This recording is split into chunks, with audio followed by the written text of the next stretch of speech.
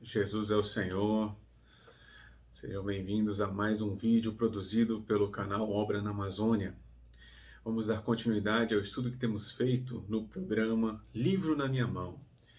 E o livro que nós vamos iniciar agora é o livro do irmão Pedro Dong, Um Exército de Vencedores, Aliste-se Já, que tem 6 capítulos. Então, ao longo de cada semana, nós vamos desenvolver um capítulo. Vamos compartilhar com os irmãos os principais pontos.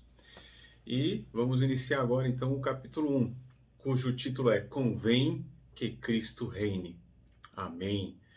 Graças a Deus, é um título muito significativo e muito atual para nós, né? Convém que Cristo reine em nossa vida. Mas para reinar, nós precisamos conhecer a vontade daquele que precisa reinar. E você conhece a vontade de Deus? Efésios, capítulo 1. A vontade de Deus, ela está expressa onde? Na sua palavra. Por isso nós precisamos conhecer, nós precisamos ler a Bíblia, precisamos ruminar, desfrutar, meditar nas suas palavras. Então, no livro de Efésios, capítulo 1, versículo 9 e 10, diz assim: desvendando-nos o mistério da sua vontade, segundo o seu beneplácito que propuser em Cristo, de fazer convergir nele, na dispensação da plenitude dos tempos, todas as coisas, tanto as do céu como as da terra. Então, no versículo 9 fala, desvendando-nos o mistério da sua vontade. A vontade de Deus era um mistério, mas o apóstolo Paulo aqui, ele traz essa porção que ela está sendo revelada, segundo o seu beneplácito, que é o bom prazer. E qual é a vontade de Deus? O desejo central de Deus está aqui no versículo 10, de fazer convergir em Cristo. Essa palavra convergir tem no seu sentido encabeçar todas as coisas em Cristo. E a versão King James atualizada da Bíblia, ela traz um comentário muito interessante, que diz: a expressão original grega, aqui traduzida por convergir, transmite a ideia absoluta de inquestionável liderança. Então, o que quer dizer? Deus deseja convergir em Cristo, ou seja, que todas as coisas sejam encabeçadas em Cristo, que Cristo tenha a liderança de todo o nosso viver, todo este mundo. Então, por um lado, a convergir tem esse aspecto de liderança. Por outro, também a versão que James nos mostra que ela é a soma, totalidade de valores, né, distribuídos numa coluna, no sentido de que o universo está em reconstituição, recomposição. Então, em pleno curso, Deus está cumprindo a sua vontade, o seu bom prazer.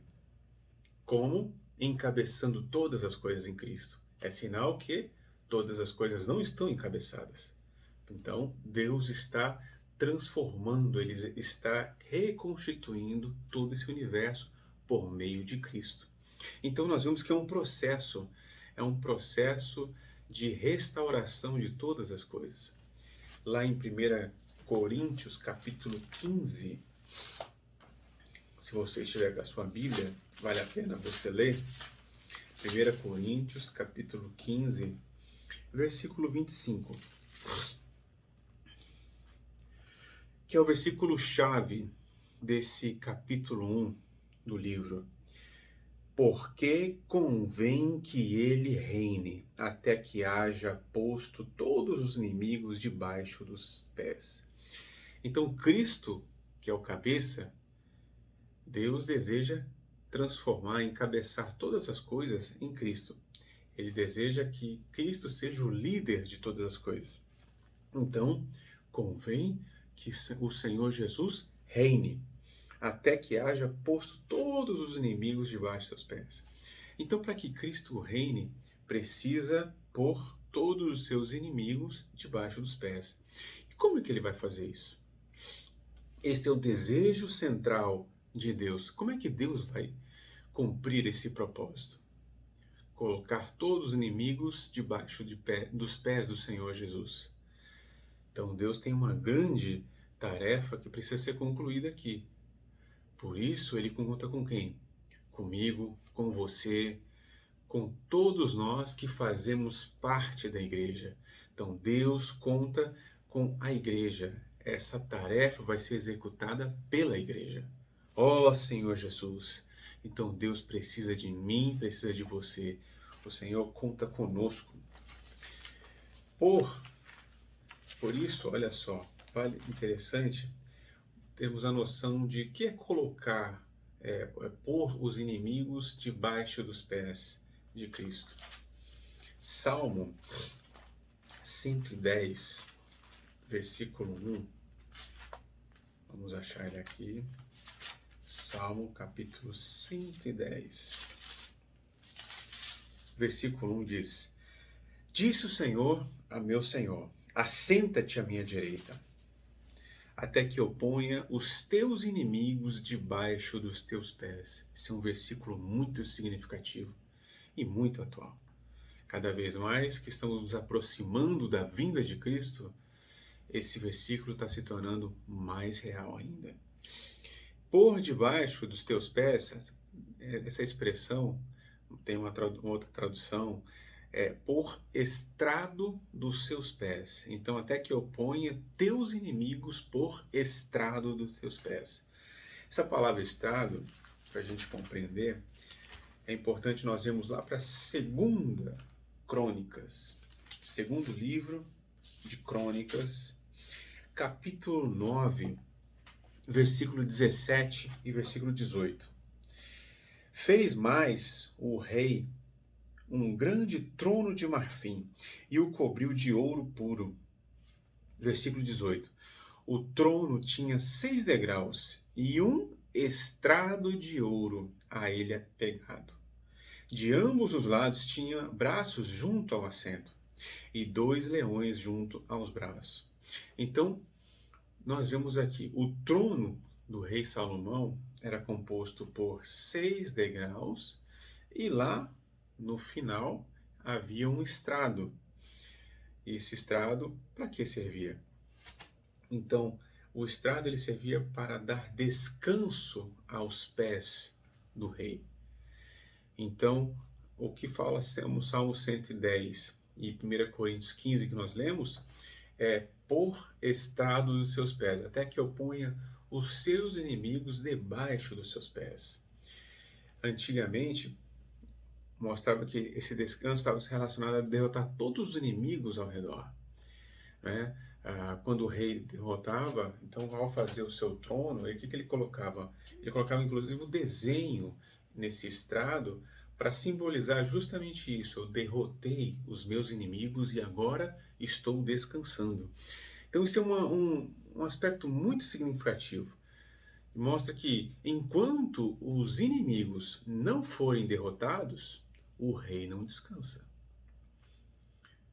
Então, se o Senhor, nosso Deus, deseja cumprir esse propósito, mostra o quê? Que ele quer dar descanso ao Senhor Jesus. Para isso, ele precisa de nós, para executarmos essa tarefa de colocar os inimigos por debaixo dos pés de Cristo. 1 Coríntios, 1 Reis, capítulo 5, tem uma porção interessante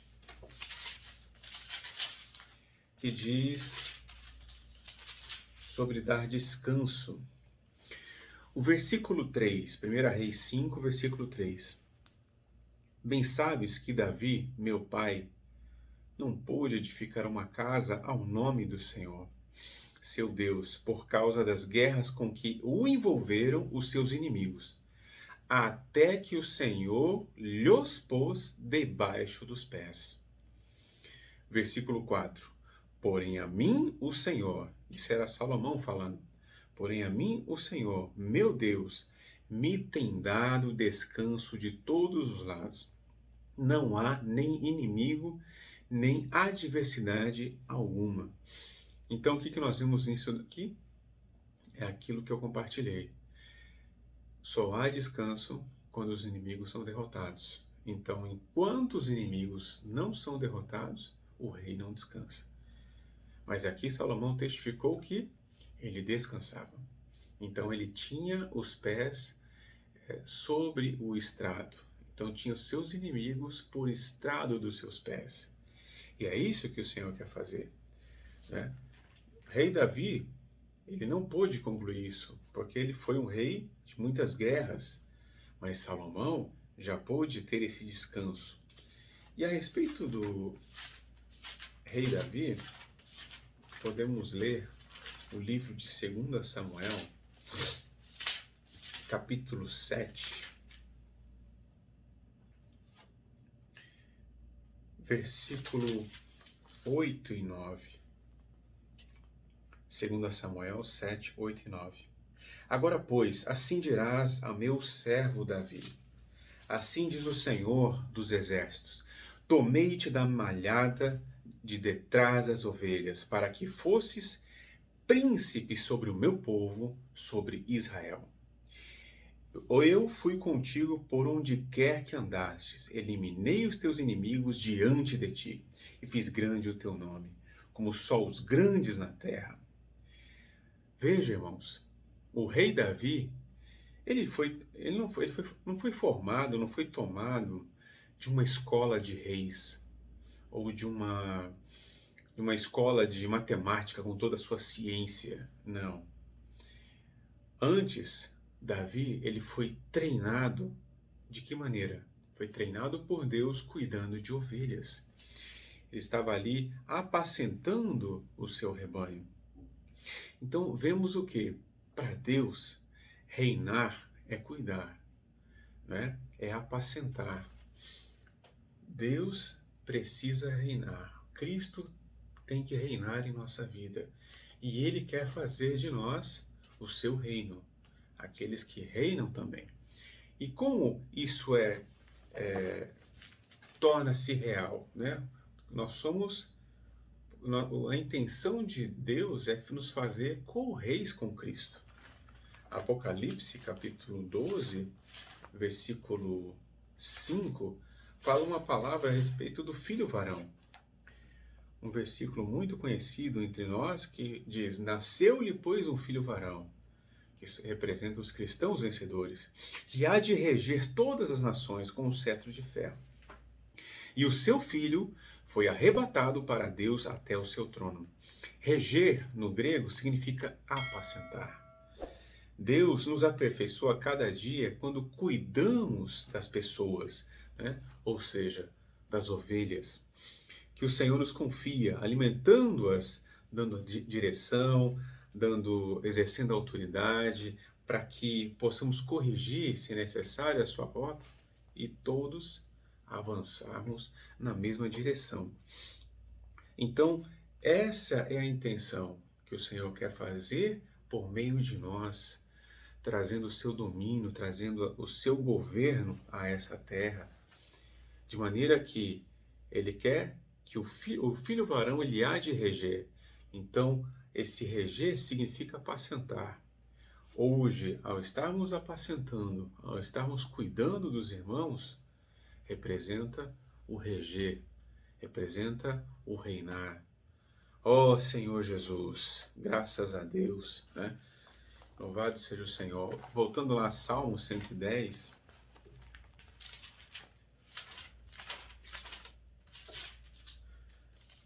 eu li o versículo 1, o versículo 2 diz: o Senhor enviará de Sião o cetro do seu poder, dizendo: domina entre os teus inimigos.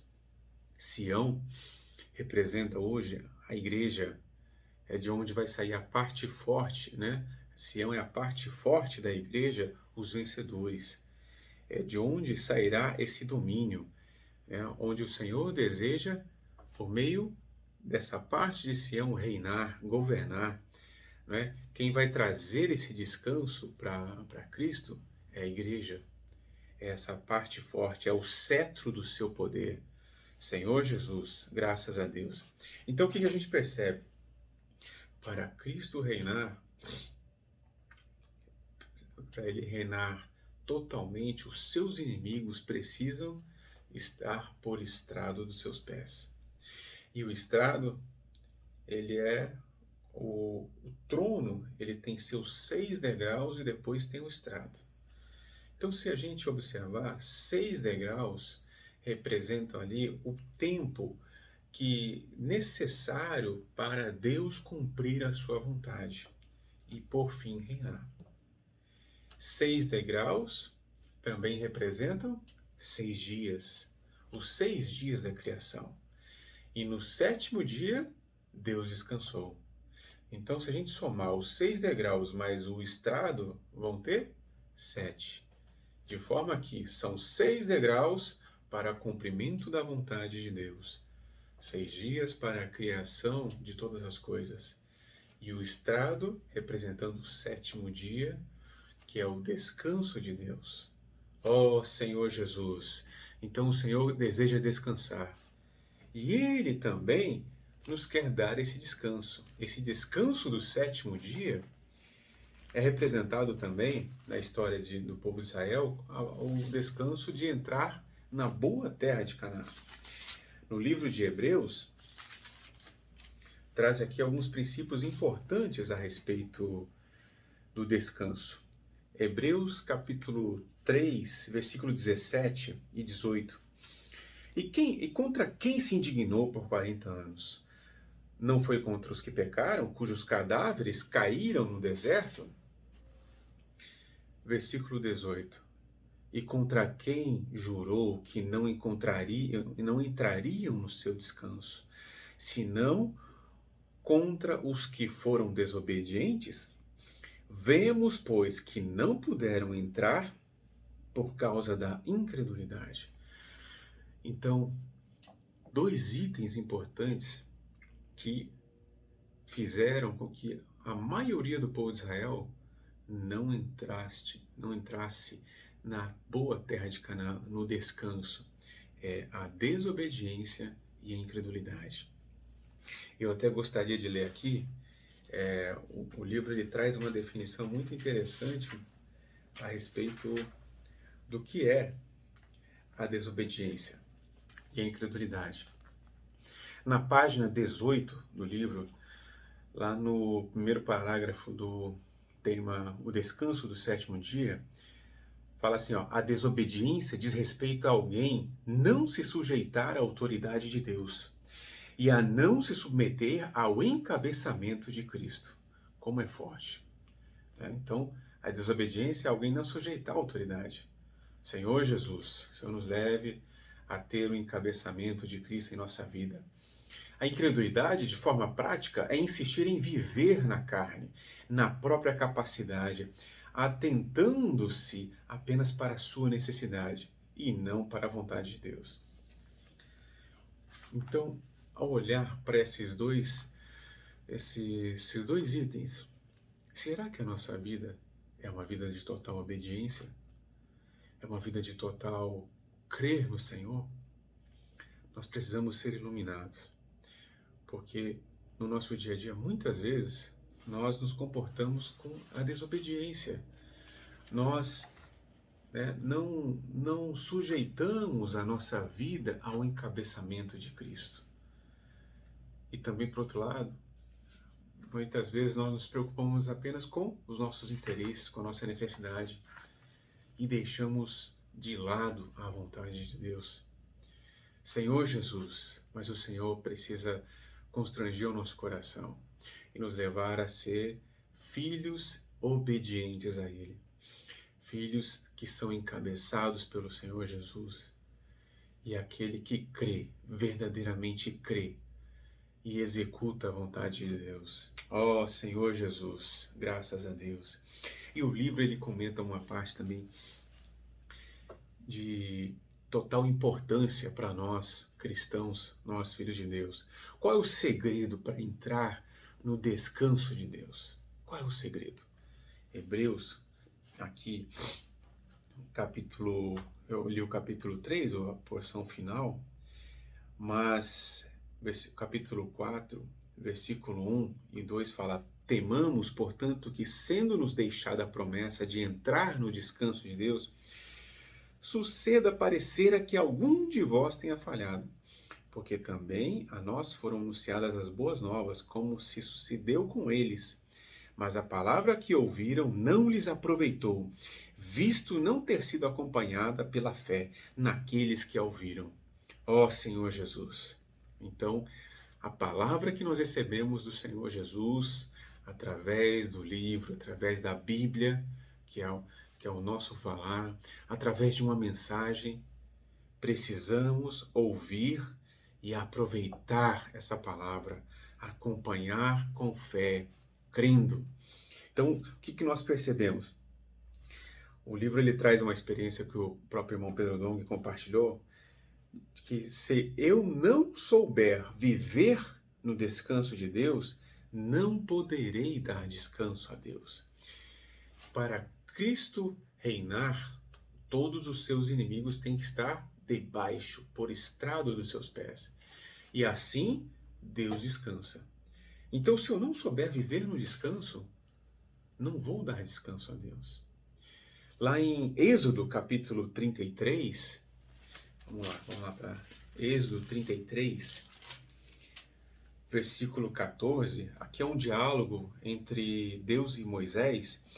E Moisés pediu a quem has de enviar comigo, versículo 12, rogo-te se achei graça, rogo-te me faça saber neste momento o teu caminho, para que eu te conheça e ache graça aos teus olhos, e considera que esta nação é teu povo. Aí o versículo 14 é muito significativo. Respondeu-lhe o Senhor: a minha presença irá contigo e eu te darei descanso. Ó Senhor Jesus! Então, o segredo para nós entrarmos no descanso de Deus é nós primeiro aprendermos a descansar. Então, aprendermos a servir o Senhor no descanso. Temos vivido um período muito difícil, esse período da pandemia, né? Graças a Deus, muita coisa já passou, estamos até um pouco mais aliviados nesse período de agora, né? Mas ainda assim, muita dificuldade enfrentando, psicológico, desânimo, né? Que isso pode gerar em nós uma incredulidade ao Senhor, uma desobediência ao nosso Deus. Ó Senhor Jesus! E de forma que muitas vezes até a gente pode estar servindo, mas naquela ansiedade, naquele desespero, naquela agonia. Mas essa experiência de Moisés com o Senhor mostra que nós precisamos aprender a servi-lo no descanso. Aprender a ter a presença do Senhor, a desfrutar sua presença. Assim, ele pode então ter descanso. Ele pode governar a nossa vida, né? Se uma pessoa que está acostumada, uma outra porção do livro disse, olha, uma pessoa que está acostumada a viver e a fazer tudo o que bem lhe parece, não pode dar descanso a Deus. Isso está com base em Deuteronômio, capítulo 12, versículo 8. Olha só, Deuteronômio 12, 8. O Senhor Jesus falou, o nosso Deus falou, não procedereis em nada segundo estamos fazendo aqui. Cada qual tudo que bem parece aos seus olhos.